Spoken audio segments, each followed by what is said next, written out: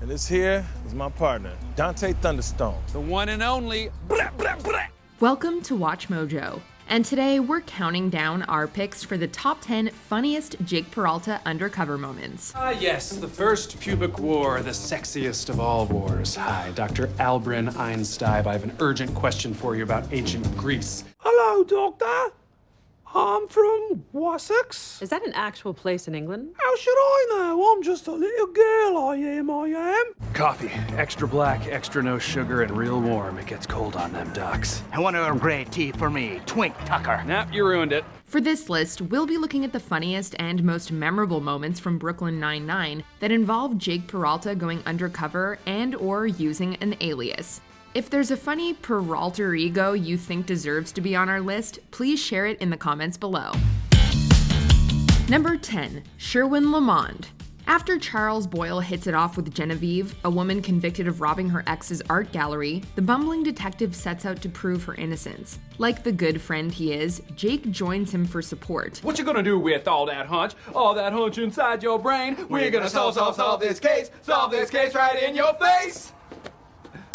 We should probably leave this prison. Yep. While Boyle's disguise consists primarily of a new name and wearing glasses, Peralta puts a bit more effort into his character's backstory. Sherwin Lamonde sculpts, paints, and works full-time as a barista, but hopes to go part-time after he sells his first piece. Okay, here's my cover. My name is Sherwin Lamonde, sculptor, painter, full-time barista. But once I sell my first piece, part-time barista. Oh, nice. I'm Donald Hoberman Seitz. I wear glasses. Their combined effort to fit in with the pretentious art world is also hilariously inept. Wow, I love your outfit. I'm an artist, so I get that it's more than just tight. Nick likes to coat women in latex. He's fascinated by the idea of the human chrysalis and society's pupation. Cool. Human chrysalis and whatnot. Number 9, Rex Buckingham. Introducing Rex Buckingham, British secret agent, ballistics expert, and ladies' man. When the 9-9 takes part in a tactical village, it's right up Jake's alley, and by that we mean that he sees it as an excuse to play make-believe for a day. While he invents several alter egos for the occasion, including Vic Kovac, a former Navy SEAL who's abandoned, our pick goes to Rex Buckingham. And I am playing a character. A no-nonsense detective whose only goal is to set this course record. His name is Vic Kovac. He's an ex-Navy SEAL who was double-crossed and left for dead. I don't have time for his backstory. This secret agent persona is a British ballistics expert who's popular with the ladies. There's not much to the character, but any excuse for Any Samberg to do a British accent is top grade in our books. Plus, Buckingham offers a segue for Jake to definitely not flirt with Amy. I think I'm gonna go talk to Rosa. You try to think of some sexier words. Jesuit. Horticulture. Lamb. Number 8, Dave Blathis. In order to put away a corrupt civic leader, Jake puts his whole career on the line. With help from Amy and Captain Holt, he manages to secure permission to investigate a civic center that may have evidence. As part of their undercover efforts, the trio dresses up in some snazzy thrift store clothes and try to blend into a dance competition being held there. Thrift store!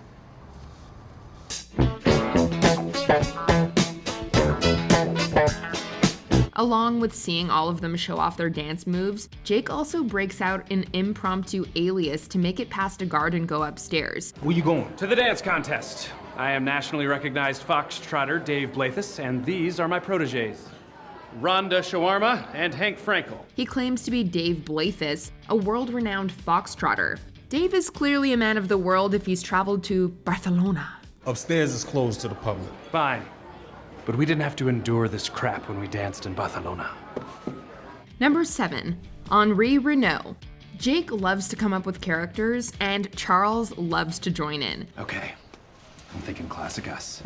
I'm thinking old times. I'm thinking riggedy role players. Yes. While investigating a crime scene at a jewelry store, they decide to roleplay as the thieves, whom Charles names and decides are French. Jake makes the addendum, however, that his character, Henri Renault, went to an international school and therefore doesn't have an accent. I'm Jacques Guillaume, and you are Henri Renault. We are cat burglars on vacation from France. I love it, although Henri went to an elite international school, so he does not speak with an accent. By pretending to be the thieves, Jake and Charles manage to locate a cigarette butt smoked by one of their perpetrators.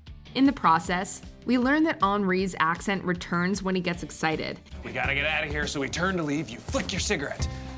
Using the cane, using the cane. This is awesome. Voila.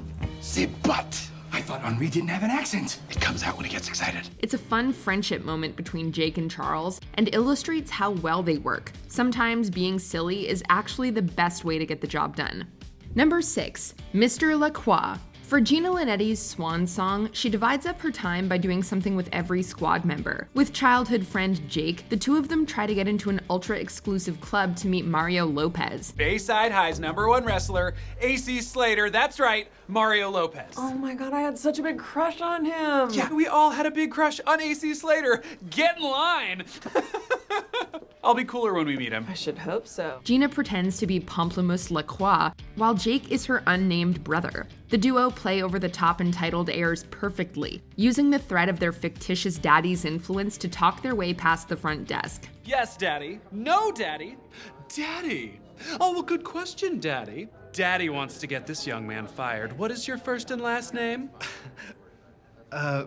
You know what? Forget about it. You can just go on up. After marveling at how the classiness of their environment is rubbing off on them, Jake decides to make a distraction so Gina can sneak in, and he, of course, immediately gets caught. It's a scene full of classic Jake and Gina interactions, plus some great shots at the uber rich. Celebrities despise their fans. You get into entertainment to be removed from general society. Oh, okay. So what do we say? Well, whilst stars hate people, they love animals, because animals have bad bodies, so they're no competition. Okay. Number 5, Dante Thunderstone. In order to bring in a drug lord, Jake is forced to team up with his arch frenemy, Doug Judy, the Pontiac Bandit. To convince their target to set up a meet, Jake and Doug put their heads together to craft Jake's Peralta, Dante Thunderstone. No, there's no way you're going in alone. We're coming with you. I've already got my cover story worked out. My name is Dante Thunderstone. I stole my first car at the tender age of 9. As great as it is watching Doug coach Dante through stealing a car to prove their loyalty, their initial idea session for Thunderstone is even funnier. It has all the hallmarks of a classic Jake character: elaborate backstory, goofy name, mythological parentage. You had to fend for yourself since your mother was struck by lightning. While she was pregnant with me, she passed, I lived. Some say that makes Zeus my dad. It's a fun character, and honestly, we'd probably watch a movie about Dante Thunderstone if they made it. Damn you, Doug Judy! I'll never forget you, Dante Thunderstone! Number 4, Library Creeps. When their lives are threatened by a gangster, Jake and Captain Holt's husband, Kevin Costner, are forced to stay in a safe house for months. Kevin begins to get fed up that he can't even go to the library.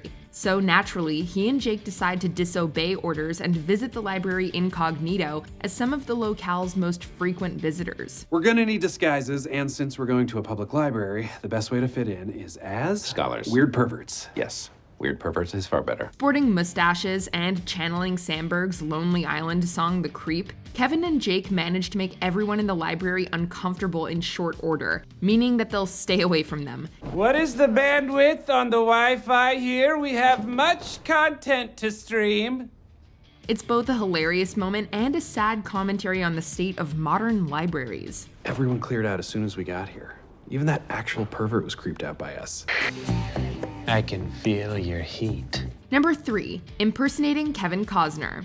Speaking of Kevin, he and Holt enlist Jake's help when someone they both love is kidnapped, their dog Cheddar. In order to make the handoff without putting Kevin in danger, they decide to have Jake impersonate Kevin. I refuse to put Kevin in harm's way. Understood, but I think maybe I have a way to put Kevin in danger without putting Kevin in danger. Well, hello there, Raymond. It's me, Kevin. As talented an impressionist as Jake is, he still needs some practice to get Kevin's mannerisms down. Seeing Holt and Kevin coach him through the process is great, and the scene is full of excellent comedy. The 92nd Street Y had a wonderful symposium on just that topic.